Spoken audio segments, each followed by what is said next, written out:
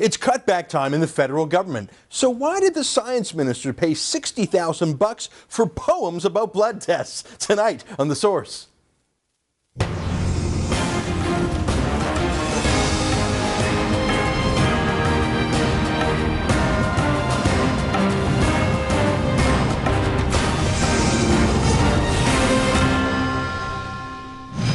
Exciting news for poets. Until now, Canada's limerick writers, like me, have been paid only with guffaws from the other guys at the bar. But thanks to the generosity of Canadian taxpayers, poets can now get $60,000 to write about their feelings. Perfect. Oh, and just to be clear, this is being done in the name of science. Professor Adam Dickinson is the lucky poet who first rang the bell on this one. He'll get $60,000 to take some tests for things like West Nile virus and mercury and other things in his body, and then write poems about how he feels. I'm not making this up. Let me say this again. He's a healthy guy, but he's going to voluntarily take some blood tests and urine tests just for fun, and then write about his feelings and thoughts for profit. And let me be crystal clear. This is not from James Moore's bloated Heritage Department.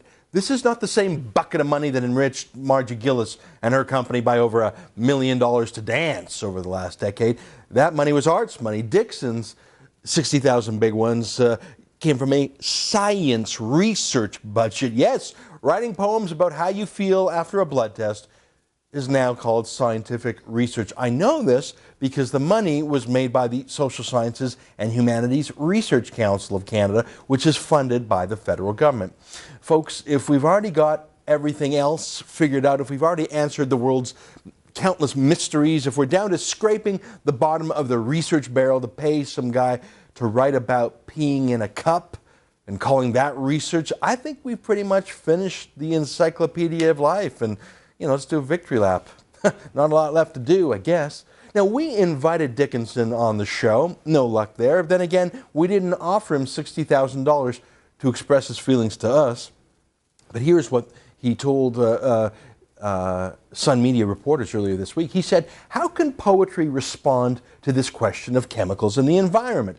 I want to complicate our understanding of pollution." This is what he told the Sun reporters. He said he wants to write a book about the, quote, biochemical terrain of my body, unquote. Look, buddy, a lot of us are fascinated by the biochemical terrain of our bodies, but most of us do our research and write our poetry about our bodies in the privacy of our own homes, okay? Not all of us have the chutzpah to ask for 60 grand to write about our feelings about our bodies. But check out this awesomeness here. He says, poetry is a science of language. That's what Dickinson said. Isn't that awesome? What a clever fellow. That's how he managed to get $60,000 from the science minister to write about his pee.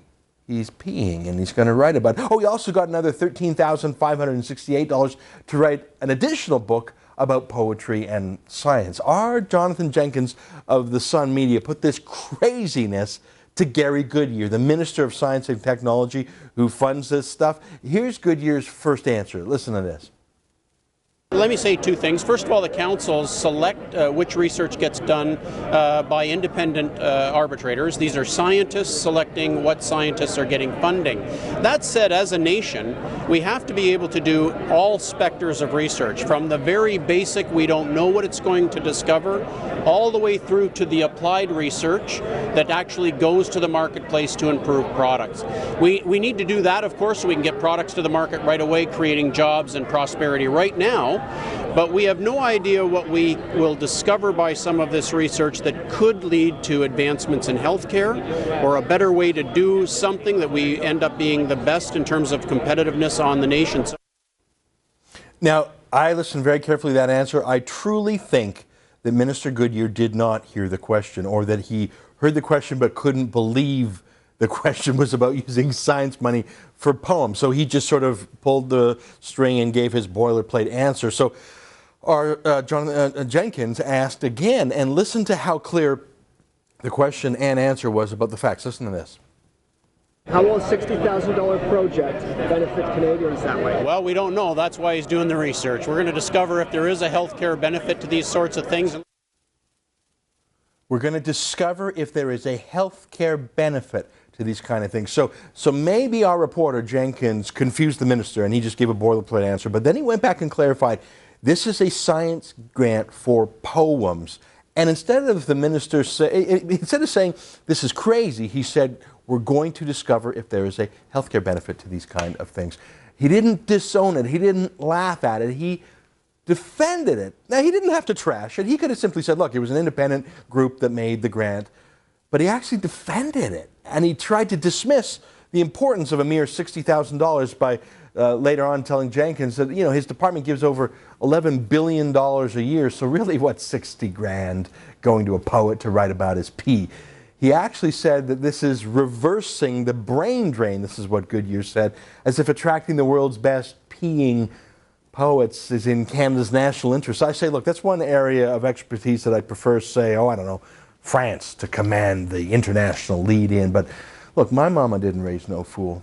Even if Minister Goodyear doesn't think 60 grand is a big deal, Adam Dickinson and I know that it is. So here is my application for peeing poetry. I just wrote this morning. Ready? I'm Ezra Levant of The Source. It's well known that I pee like a horse.